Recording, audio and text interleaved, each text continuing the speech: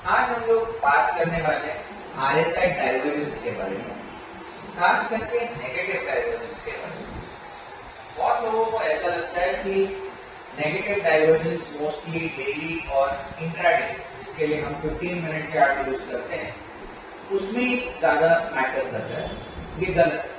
In fact जितना आपको longer time frame, मतलब मंथली वीकली चार्ट में जितना आपको डाइवर्जेंस आया, वो बहुत स्ट्रॉन्ग प्ले आउट होगा कंपेयर टू डेली और 15।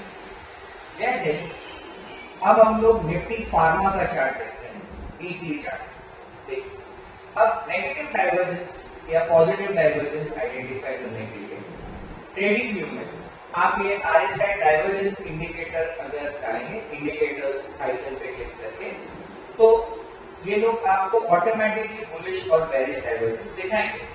बट हमेशा एआई सही नहीं होता, तो सही तरीका देखिए कैसे डाइवर्जेंस आपको मार्क करना चाहिए।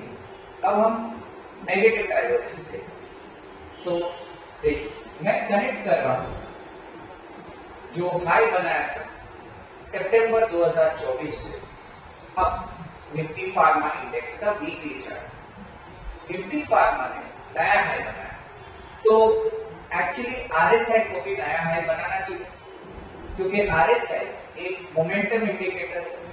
जब प्राइस ऊपर जाता है और आरएसआई के साथ जाता है, ये साइन है कि मार्केट का ट्रेंड बहुत ही स्ट्रॉन्ग है।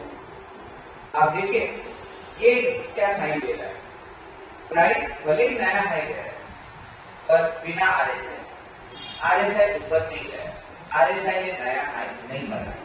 तो ये आपका साइन है कि ये index that means pharma stocks high chances है कि ये रीसेंट टॉप शायद बना चुका है। सिमिलर एक पैटर्न दिख रहा है आपको मेटल इंडेक्स। अब मेटल इंडेक्स में भी देखिए, मैं करेक्ट कर रहा हूं, ये हाई तो ये हाई, ये ट्रेंड लाइन यूज है ना। अब मेटल इंडेक्स ने नया हाई बनाया था।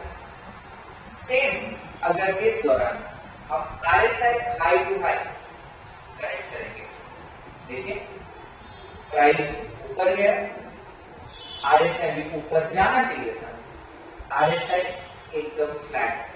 इसका ये मतलब है कि मेटल स्टॉक्स ऊपर जा रहे थे बिना ताकत के, बिना मोमेंटम के, और पिछले 1.5 हफ्ते से आप देखिए मेटल इंडेक्स काफी डाउन गया है। सिमिलरली फार्मा के स्टॉक्स भी थोड़ा डाउन जाना शुरू कर चुके। क्लियर? तो अब रहा सवाल टारगेट। तो टारगेट क्या हो सकता है? एक चीज तो तय है कि pharma index and metal index almost top कर चुके हैं। जनरली जब आपको नेगेटिव डाइवर्जेंस मिलता है, आप एक्सपेक्ट कर सकते हैं कि आरएसआई करीबन 35 to 40 के रेंज तक आना चाहिए। तो अगर 35 to 40 के रेंज तक आता है, तो हाई चांसेस है ये जो हम स्विंग लो देखते हैं, देखिए कितनी बार फार्मा इंडेक्स ने ये पॉइंट पे अच्छा सपोर्ट किया, तो बहुत हाई चांसेस है कि शायद फार्मा इंडेक्स आने वाले हफ्तों में 21,330 तक आ जाए, जो कि करंट लेवल से अगर मुझे चेक करना है कि कितना परसेंटेज फॉल हम एक्सपेक्ट कर रहे हैं, तो करंट लेवल से मैं ये प्राइस रेंज का टूल यूज करने वाला हूं। करीबन 11% का मिनिमम करेक्शन आप एक्सपेक्ट कर सकते हैं।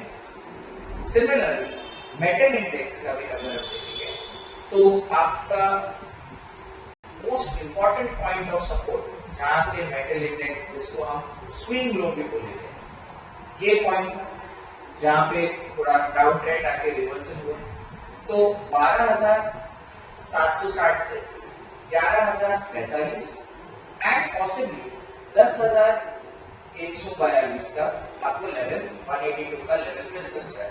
10,182 मैंने क्यों मार्क किया? क्योंकि देखिए जो पहले आपका रेजिस्टेंस हुआ करता था, अब वो आपका सपोर्ट हो गया।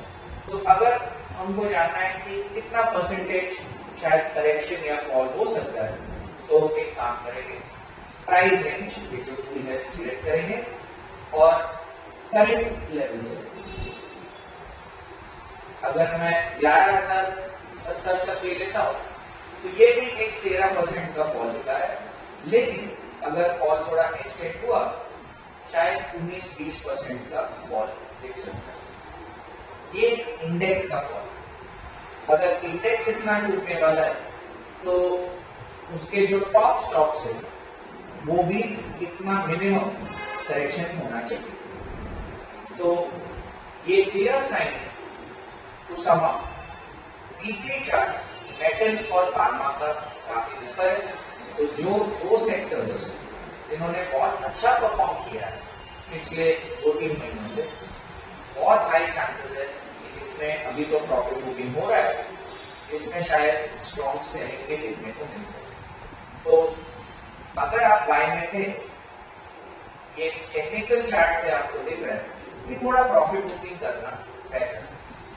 तो ऐसे आपको नेगेटिव डाइवर्जेंस आइडेंटिफाई करके प्लॉट करना चाहिए। इससे आपका बहुत पैसा बचेगा और जब मार्केट गिर रहा है या क्रैश हो रहा है, आपके पास पैसे होंगे नीचे के लेवल पे बाय करने। Thank you very much.